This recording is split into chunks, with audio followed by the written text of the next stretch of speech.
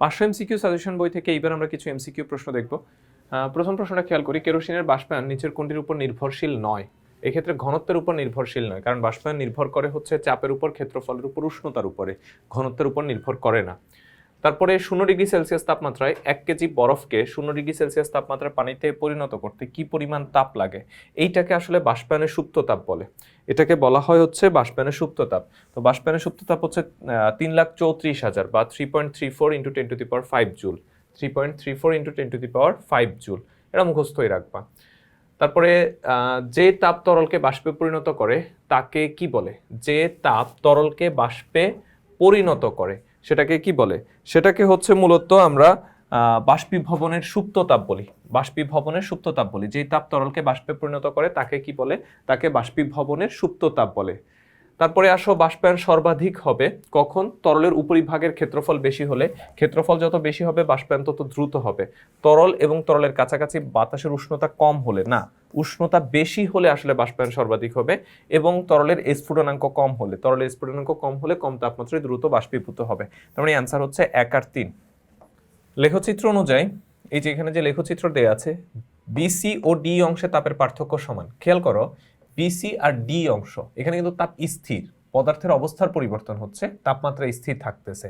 তার মানে এই ক্ষেত্রে কোনো তাপমাত্রা পরিবর্তন হচ্ছে না। যেহেতু তাপমাত্রা পরিবর্তন হচ্ছে না, তাহলে তাপমাত্রা সমান থাকবে। তারপরে এবি অংশের প্রয়োজনীয় তাপ। এবি অংশ মানে হচ্ছে -5 ডিগ্রি সেলসিয়াস থেকে 0 ডিগ্রি সেলসিয়াস তাপমাত্রা 200 গ্রাম বরফ পানিতে পরিণত হতে কি পরিমাণ তাপের প্রয়োজন হবে? পানিতে না, -5 থেকে 0-তে 200 গ্রাম বরফ তাপমাত্রা পরিবর্তন হতে কতটুকু তাপের প্রয়োজন হবে? তো সেটা আমরা যদি একটু ক্যালকুলেশন করি, কিউ সমান হচ্ছে ms ডেল থেটা। এম হচ্ছে ভর, 200 গ্রাম মানে হচ্ছে 0.2। এস হচ্ছে আপেক্ষিক তাপ বরফে, সেটা হচ্ছে 2100। আর ডেল থেটা হচ্ছে তাপমাত্রা পরিবর্তন। -5 থেকে 0 হচ্ছে, তার মানে 0 -5, বড়টা থেকে ছোটটাকে মাইনাস করব। তাহলে এই ক্ষেত্রে আমরা ক্যালকুলেশন করে পাচ্ছি 2100 জুল।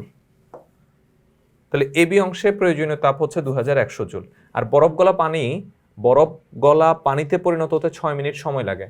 খেয়াল করে যে পানিতে পরিণত হয় এখানে পরিণত হওয়ার পর তাপমাত্রা বৃদ্ধি পায়, তাহলে সময় কত লাগতেছে? 8 মিনিট সময় লাগতেছে। তাহলে অ্যান্সার হচ্ছে 1 আর 2।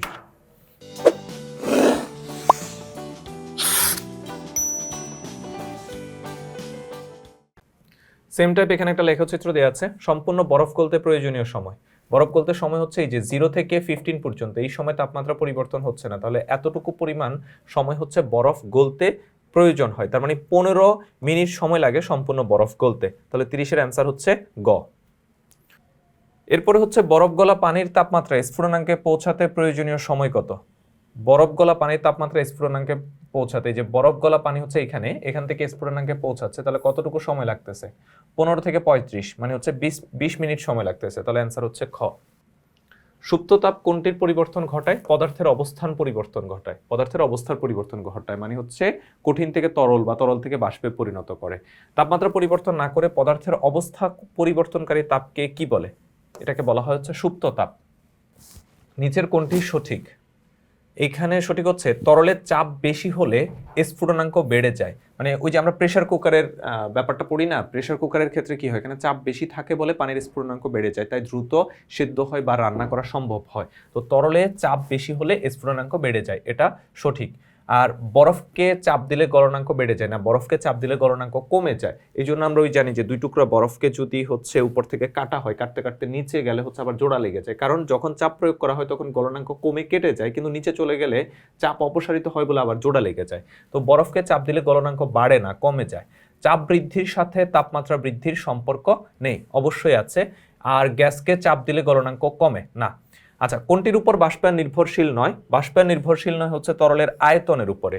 তরলের প্রকৃতির উপরে মানে তোমার উদ্বায়ী পদার্থ হলে দ্রুত বাষ্পে পরিণত হয়। তারপরে তরলের উষ্ণতার উপরে নির্ভর করে, উষ্ণতা যত বেশি বাষ্পায়ন তত দ্রুত হবে। তরলের উপরিভাগের ক্ষেত্রফল যত বেশি হবে বাষ্পায়ন তত দ্রুত হবে। নিচের কোনটি গলনাঙ্ক নির্ণায়ক নয়? এটা তোমরা নিজেরাও জানো যে ভর গলনাঙ্ক নির্ণায়ক নয়, ভরের সাথে গলনাঙ্কের কোনো সম্পর্ক নাই। আচ্ছা, চাপ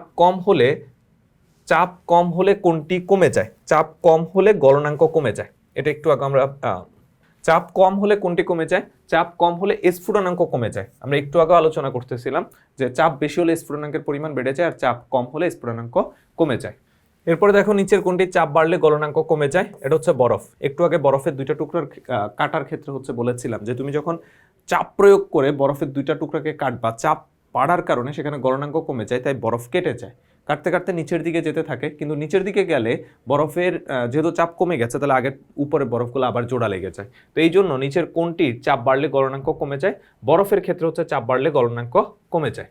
তো এই পর্বে আমাদের এতটুকু ছিল আলোচনা। পরবর্তী পর্বে আরও কিছু প্রশ্ন আমরা আলোচনা করব। এই প্রশ্নগুলো আমরা আলোচনা করছি 500 এমসিকিউ সাজেশন বই থেকে, টেকনিক পাবলিকেশন প্রকাশিত। তোমরা যারা এই চমৎকার বইটি এখনো সংগ্রহ করনি খুব দ্রুত সংগ্রহ করে ফেলবে।